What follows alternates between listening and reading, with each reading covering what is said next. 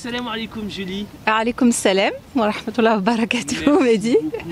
Merci énormément d'avoir accepté de te confier pour la chaîne Oumavox. Merci à toi déjà pour toute cette organisation, et les gens ne le voient pas mais il y a beaucoup de travail derrière. Masha'Allah, qu'Allah te récompense. Amin. Donc nouvel épisode, nouveau témoignage de converti. Cette fois, pour la première fois, on va interviewer une femme. Oui. Julie, raconte-nous d'où tu viens, tes origines, dans quel cadre familial tu as grandi, et voilà, comment tu te sentais, est-ce que tu avais une spiritualité, etc. Et comment ça se passait pour toi? Eh bien, donc j'ai grandi en Île-de-France, donc moi j'ai 42 ans. J'ai grandi en Île-de-France dans les années 80.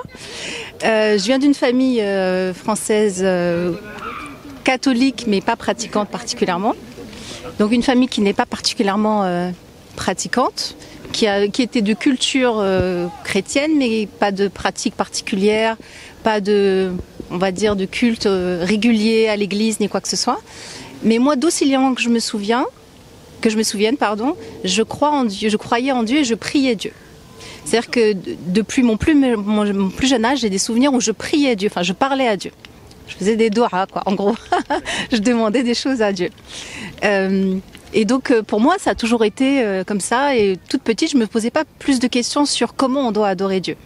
C'était comme ça et voilà. Et puis, au bout d'un moment, on grandit, on se pose quand même des questions. On se pose des questions et du coup, forcément, la première religion à laquelle je me suis intéressée au départ, c'est le christianisme, puisque c'est celle qui était, en tout cas, dans l'environnement le plus proche. Et j'ai essayé d'aller à l'église avec, que ce soit des voisins, des membres de la famille, et j'avais l'impression de ne pas retrouver le Seigneur que moi j'adorais. Et en fait, et pourtant je voulais, donc je me suis pendant quelques années forcée. Alors, quand je dis quelques années, c'est entre 8, 9, 10, 11, 12 ans. Mais voilà, j'arrivais pas, en tout cas, il y avait une inadéquation entre ce que moi j'expérimentais dans ma foi et ce qui se passait en fait. Et notamment pendant les messes, où j'arrivais pas du tout à l'image de Jésus, on va dire, Dieu, enfin qui serait Dieu, sur la croix, ça pouvait pas être le Dieu que moi je prie en fait, puisque moi le Dieu auquel je priais, il était, sans que je puisse mettre des mots, il était tout puissant puisqu'il m'aidait depuis que j'étais petite, il était là pour moi depuis que j'étais petite. Okay. Tu as été baptisée? Oui. D'accord. Mais alors, le catholicisme ne fait pas forcément référence à un Dieu unique, on va dire, dans une seule forme. Le catholicisme, ce qui a fondé vraiment le substrat du catholicisme, c'est la Trinité, c'est-à-dire Dieu le Père, qui est au ciel, puis l'incarnation de Dieu à travers Jésus, et ensuite la présence de Dieu à travers le Saint-Esprit. Donc déjà, c'est-à-dire que très vite, tu as remis en cause la Trinité. Et donc du coup, est-ce que tu étais encore dans la foi catholique, ou alors tu commençais déjà à te poser des questions? En fait, je dirais que je l'ai même jamais été. Parce que le baptême, on me l'a fait quand j'étais petite, donc j'avais pas apporté puis j'avais pas forcément de pouvoir de décision sur ça. Mais moi, en tout cas, mon rapport à Dieu, il a été toujours dans cette unicité. Toujours. C'est-à-dire que, vous voyez, quand on est petit, on a toujours tendance à imaginer, même à essayer de se représenter Dieu. Pourtant, j'avais une iconographie qui était présente quand on grandit en France. J'ai jamais associé Jésus à Dieu. Ça a toujours été, donc j'ai toujours eu une iconographie, enfin en tout cas moi une représentation de Dieu qui est très différente de ce qu'on nous apprend dans la religion catholique. Et donc du coup, comment tu as, au niveau de ta spiritualité, au niveau de ta foi, comment ça a évolué? Donc du coup, moi j'ai conservé cette manière de prier et de parler à Dieu, cette manière de communier avec Dieu, on va dire, mais à un moment donné, on cherche un dogme quand même, on cherche une pratique. Donc la première religion vers laquelle je me suis tournée, c'est le christianisme. Et quand j'ai essayé, il y avait... Voilà, en fait, ça n'a jamais collé, on va dire ça comme ça. J'ai jamais adhéré. Je me souviens d'être dans une messe un dimanche et de les entendre chanter, d'écouter le petit, j'allais dire le dars, mais voilà, c'était pas un dars à l'époque, l'équivalent quoi. Et en fait, de me dire non, il y a quelque chose qui va pas. Je sais que c'est pas là, mais je savais quand même que comme Allah il est présent partout, on va dire en tout cas Dieu est présent partout, que je comprenais que eux ils étaient sincères dans leur foi, mais que c'était pas la mienne. Il y avait quelque chose qui collait pas. Et en fait, depuis l'âge de 4 ans, j'ai une amie qui est d'origine algérienne. Et voilà, donc on s'entend très bien, mais comme des enfants. Et puis elle, à l'âge de 12-13 ans, elle a commencé à fréquenter la mosquée, a commencé à faire la prière. Et à l'époque, en tout cas, l'Arabie Saoudite donnait beaucoup de livres aux mosquées pour faire des dons aux fidèles. Et donc elle m'a donné des livres. Mais en fait, elle a partagé ça avec moi comme une enfant qui partage sa passion. Si elle avait fait de la gymnastique, elle aurait partagé la gymnastique, vous voyez. Et en fait, en commençant à lire, il y a des choses déjà qui ont fait un petit peu plus de sens. Et je me souviens d'une des premières réflexions que je me fais, je dois avoir 11 ans et demi, 12 ans, c'est de me dire, ah ben là je trouve l'universalité en fait. Là il y avait quelque chose qui était général, qui était un lien direct, voilà, avec Dieu, qui me parlait en tout cas. Et donc forcément, puisque le catholicisme commençait à être éliminé, le judaïsme, moi je l'avais éliminé puisque pour moi, le Seigneur auquel je parlais, il pouvait pas être, on va dire... injuste et faire des préférences selon la naissance. Et donc du coup, voilà, et un Coran arrive dans mes mains. Donc je suis jeune, alors je commence à lire, c'est très compliqué parce que c'est très compliqué de lire le Coran quand on a très peu de science à côté, hein, et quand on est jeune, j'avais 12 ans, donc c'est un esprit jeune. Mais je me souviens quand même, donc je m'efforce quand même de continuer parce qu'il y a des versets, donc ponctuellement, il y a des versets comme ça qui me parlent et qui viennent comme réconcilier quelque chose chez moi. C'est-à-dire là où j'arrivais pas à trouver ma place, là j'avais l'impression que Allah me parlait. J'ai pas eu le même sentiment quand j'ai commencé à lire la Bible avant, hein, puisque je m'y intéressais. J'ai pas eu ce sentiment-là. Quand je parlais aux chrétiens qui me parlaient de la parole de Jésus ou que je l'entendais, j'avais pas ce sentiment-là. Et là, je l'avais. Mais moi, j'ai fait les choses très progressivement. Donc je me dis bon, peut-être que je m'approche de la vérité, mais j'y allais tranquillement. J'étais encore jeune. Et puis, je me souviens qu'un jour, j'étais tellement perdue que je fais une doua donc au Seigneur que moi je prie depuis toute jeune. Je dis en gros, si vous savez où est la vérité, vous savez que je la cherche, juste indiquez-moi en fait. Et quelques heures après, mais vraiment quelques heures après, je vais chez cette amie, puisqu'on habitait à côté, je vais chez cette amie. Sur le chemin, j'avais mon petit Coran avec moi et je lisais en marchant. À l'époque, j'arrivais à faire ça.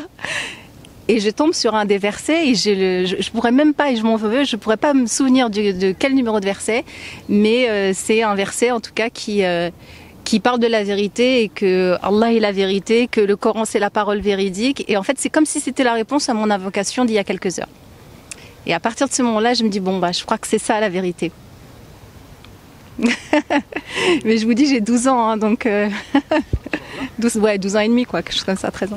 Et donc la suite, après voilà, j'ai mis du temps parce que je me suis dit bon ça c'est la vérité, mais j'y vais tranquillement, donc j'ai continué. Moi aussi j'ai été à la mosquée du coup me renseigner, commencer à discuter avec des musulmans, j'ai assisté à quelques conférences et j'avais toujours pas shahed officiellement en fait, parce que moi j'avais pas l'impression que c'était nécessaire de passer par une étape, puisque moi j'ai toujours été avec Dieu en fait, Allah il a toujours été avec moi au final.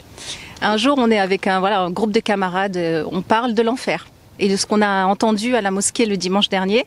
Et là, j'ai une peur, j'ai vraiment une crainte. Et je me dis, si tu as peur à ce point, c'est que ça y est, t'es convaincu. Et donc là, il faut passer à l'étape suivante. Et donc l'étape suivante, bah, c'est la shahada. Et puis après, quelques temps après, la prière. Et voilà. En gros, pour la conversion. Alors moi, j'ai un parcours atypique. Hein. Ouais, la première attestation de foi, c'est mon amie algérienne, Fatima, est vraiment, je sais pas si elle regardera cette vidéo, mais qu'Allah la récompense, qui me l'a écrit sur un petit papier, les feuilles à carreaux qu'on utilisait pour l'école. Et donc je la prends et je la récite toute seule dans mon lit. Et en fait, pendant des années, c'est comme ça ma conversion.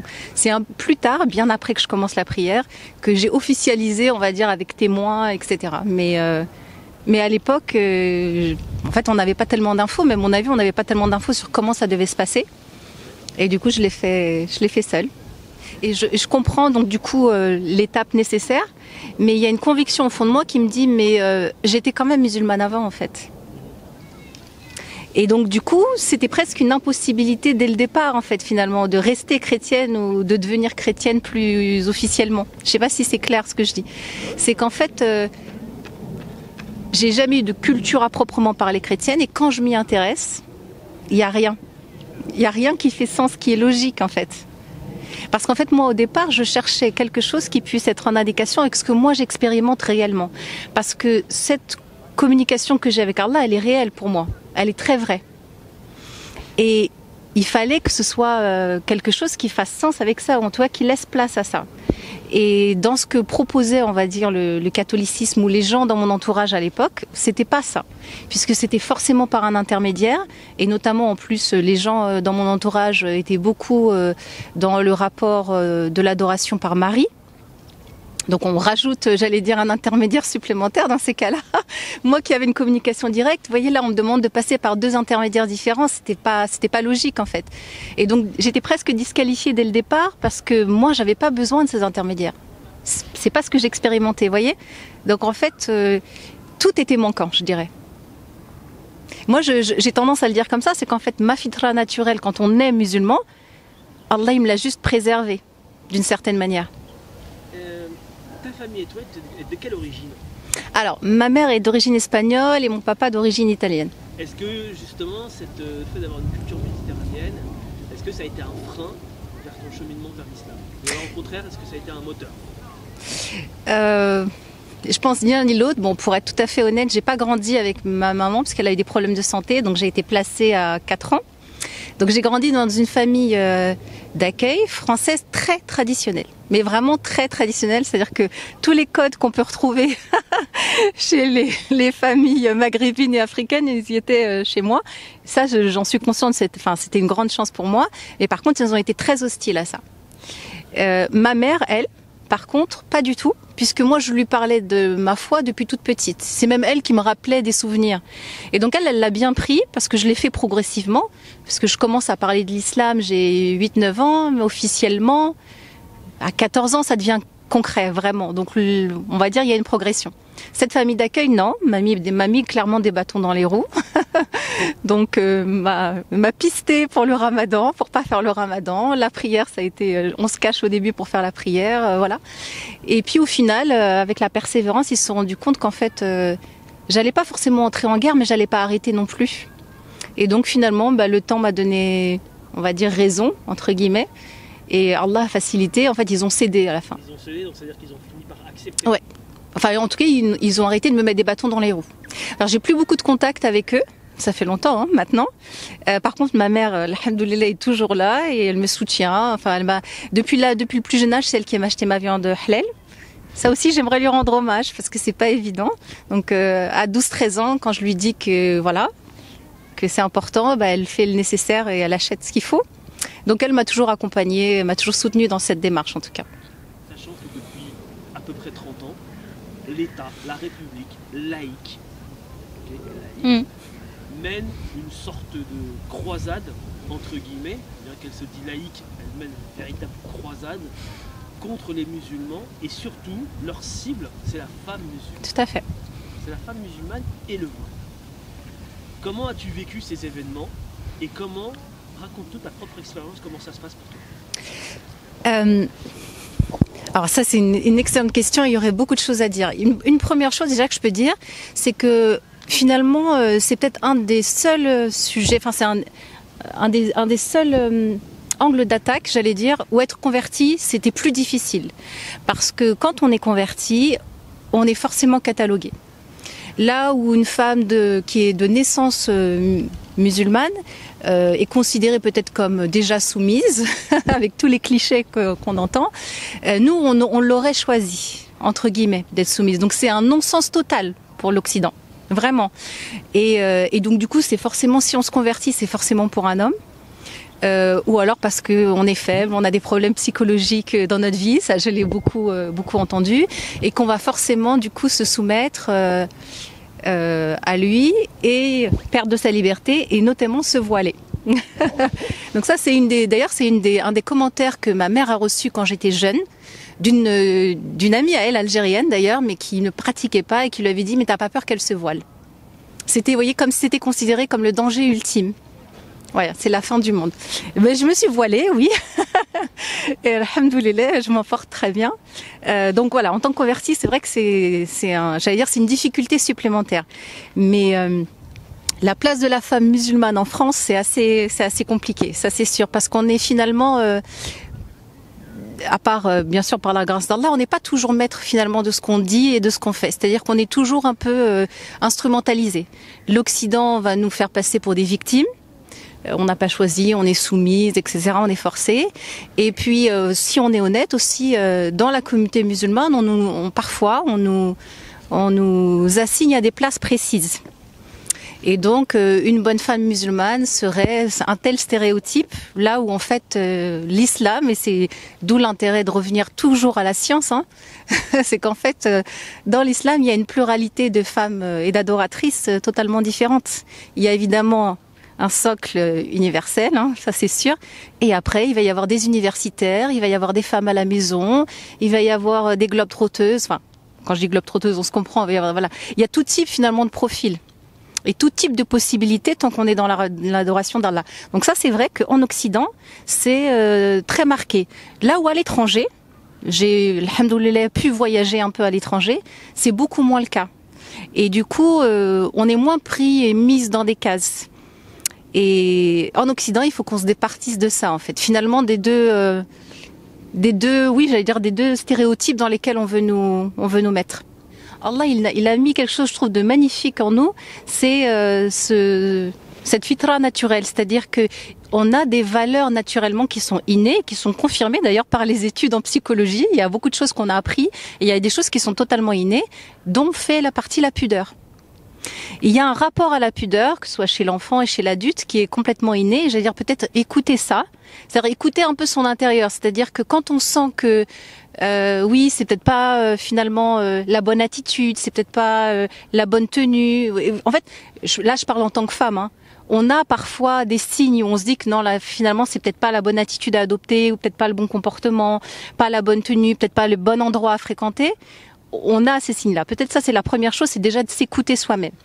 Et effectivement, pour ne pas être victime du matraquage médiatique, c'est d'aller s'informer. Ça, c'est la base, c'est d'aller regarder ce que disent, pourquoi des gens choisissent de se voiler. Qu'est-ce que ça dit finalement de ce rapport à la liberté? Moi, je peux en parler. Alors, on pourra dire que je suis pas objective, hein, parce que j'ai choisi, mais je peux en parler. J'ai jamais été aussi libre, d'ailleurs, que depuis que je suis voilée. Parce que au final, je suis préservée du mal. Alors, on parle beaucoup d'actes islamophobes contre les sœurs. Il en existe, mais en tout cas au quotidien, pour moi et mon entourage, au contraire, on est bien plus préservés. C'est-à-dire que je pense qu'il y a des expériences sociales qui ont été faites sur comment, quand une femme se balade, quand elle est voilée, quand elle n'est pas voilée, la différence. Mais ça dit tout. C'est-à-dire qu'au contraire, moi, je me sens beaucoup plus préservée, je me sens beaucoup plus respectée, je me sens beaucoup plus libre. Les gens, quand, j'espère en tout cas, quand ils s'adressent à moi, ils ne s'adressent pas à un physique ou à une image, ils s'adressent à un cerveau. En partie, en général. Et donc, si ça, c'est pas la liberté d'être considéré comme quelqu'un qui est capable de penser, si ça, c'est pas féministe, si on devait dire féministe, je sais pas ce que... Et aussi, voilà, faire très attention aux nouvelles idéologies. Bon, moi, j'ai l'impression que de toute façon, elles sont tellement ridicules qu'elles vont clairement s'éteindre sur elles-mêmes. Toutes les nouvelles tendances féministes, écologistes, féministes, enfin on a les féministes partout maintenant. Et ça, il faut faire très très attention à ça. Ça sert des intérêts politiques. Est-ce que ça sert vraiment l'intérêt de la femme dans son ensemble? Je pense pas. Donc faire attention aussi à ce qu'on écoute, à ce qu'on entend, se renseigner. C'est toujours difficile de donner des conseils parce que j'imagine qu'une jeune fille de 14 ou 15 ans qui grandit dans les réseaux sociaux, elle a un paradigme qui est plus limité que le mien parce qu'elle n'aura pas eu les mêmes chances aussi. Elle n'a pas le même âge et puis les mêmes rencontres, les mêmes connaissances. Donc c'est toujours difficile de donner des conseils. Mais ce qui est sûr, c'est que moi je suis absolument convaincue que Allah il nous met en tout cas des signes. On a une nature qui est bonne pour nous. Et quand on va contre cette nature, à un moment donné, on se sent pas bien. Et moi, je suis absolument absolument certaine que toutes les jeunes filles, justement, qui vont penser que c'est en se dénudant qu'elles gagnent de la liberté, il y a des moments où elles se rendent compte que c'est un leurre. Il y a des moments où elles se rendent compte qu'elles sont utilisées. Elles ont des relations avec les hommes qui sont totalement faussées. Elles ont des relations, une estime d'elles-mêmes qui est totalement faussée. Et en fait, c'est ça qu'il faut écouter. C'est dans ces moments-là, qu'est-ce qui fait que ça marche pas en fait? Mais au niveau sociétal, en plus, c'est un vrai,